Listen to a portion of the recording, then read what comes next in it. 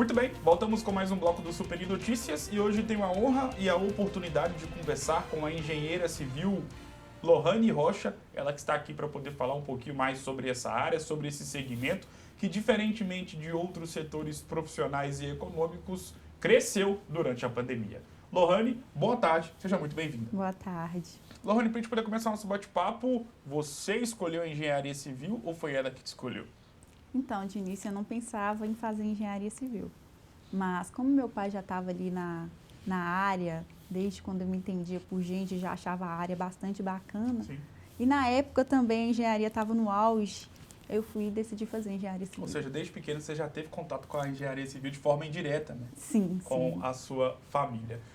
Justamente sobre a engenharia civil e sobre este momento no qual nós estamos vivendo, ainda estamos vivendo a pandemia, infelizmente temos aí, né, estamos prestes a conviver, ou, na verdade já estamos convivendo com uma nova variante, o que deixa todo mundo muito preocupado, mas mesmo no ano passado, quando foi o auge da pandemia e neste ano de 2021, a engenharia civil, esse setor teve um crescimento gigantesco. A que se deve a isso? Você que formou recentemente, mas já tinha contato com a área já há muito tempo, na sua opinião, com propriedade que você pode falar, por que isso aconteceu? Então, a justificativa para isso é a própria economia. A crise ela acabou nesse setor, então a engenharia civil ela expandiu. Sim. Né, eles tinham uma margem do crescimento da engenharia civil no ano de 2020 de 4%, mas com o aumento dos insumos, Sim. ferro, aço, cimento, eles abaixaram ela para 2,5%. Mas, surpreendentemente, ela cresceu desde o ano de 2020 cerca de 40%.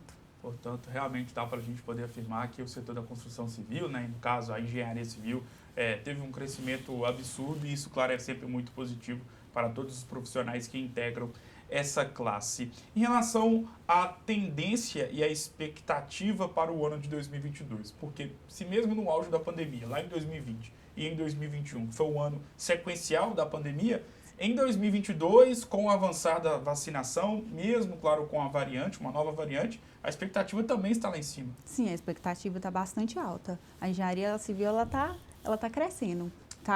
Tipo, tem 10 anos que ela já tinha baixado, Sim. né? Agora ela passou a crescer, assim, sem limites. Em relação a governador Valadares, porque quando a gente pega o cenário da engenharia civil, a gente pega de forma mais abrangente, ou seja, uma forma um pouco mais ampla. Como é que é esse mercado aqui em Governador Valadares? Você que já está na área, formou recentemente, tem essa base muito sustentada pelo seu conhecimento, pelo que você vê no dia a dia. Como é que está o mercado da engenharia em Valadares? Então, em Valadares também cresceu, assim como em outros, né, estados Sim. do Brasil. Porém, em Valadares, a gente está um pouquinho escasso de mão de obra qualificada. Sim. Mas construção, reforma, está assim. A todo vapor. Sim. E sobre a questão da mão de obra qualificada, não é a primeira vez, você não é a primeira pessoa que me falou isso. Por quê? Então, Pode ficar à vontade. quando chegou a pandemia, para algumas pessoas, né, não foi muito bom. Então, o pessoal começou a ir embora. Sim. Começou a ir embora do Brasil e a gente começou a perder aquelas mãos de obra que eram boas, Sim. né? A maioria, tipo assim, a gente tinha cerca de uns 30 funcionários trabalhando com a gente e hoje eles não estão mais aqui, foram embora. E os que estão aqui, é claro que a gente não está pegando um funcionário específico, mas Sim. os que estão aqui, em sua grande maioria, não são tão qualificados ou ainda não estão no mesmo patamar de quem estava aqui e foi embora. Não, eles são qualificados, sim, porém está faltando no mercado. Sim. Está faltando, a mão de obra ela aumentou bastante e quando a gente chama às vezes para poder fazer um teste com a gente percebe assim que não era tão boa quanto os anteriores. Sim. Porém, existem muitos bons por aí, só que né, já estão ingressados aí Sim. em alguma construtora trabalhando. Pode terminar. Só que se a gente, por exemplo, precisar hoje em dia de um ajudante ou um pedreiro qualificado, está um pouquinho escasso. Dá para a gente poder afirmar, e eu quero que você me corrija caso eu esteja errado, que principalmente neste momento onde em várias áreas, várias profissões, e a área do jornalismo, infelizmente, na qual eu milito, tem essa narrativa de que a faculdade não é tão importante, que a questão acadêmica, né? A questão acadêmica não é tão fundamental para ser um bom profissional. E, de fato, existem profissionais excelentes na área da comunicação que não passaram pela faculdade. Mas, para ser um excelente engenheiro, tem que passar pela faculdade. Estou certo ou estou errado? Tá completamente certo, porque hoje em dia, por exemplo, vou contar um caso aqui bem breve e rápido. Tem gente que, tipo assim, deixa de contratar um engenheiro para contratar um pedreiro, né? Que não formou, não estudou. Não que eles sejam ruins, porque tem muita gente bastante qualificada, igual você falou.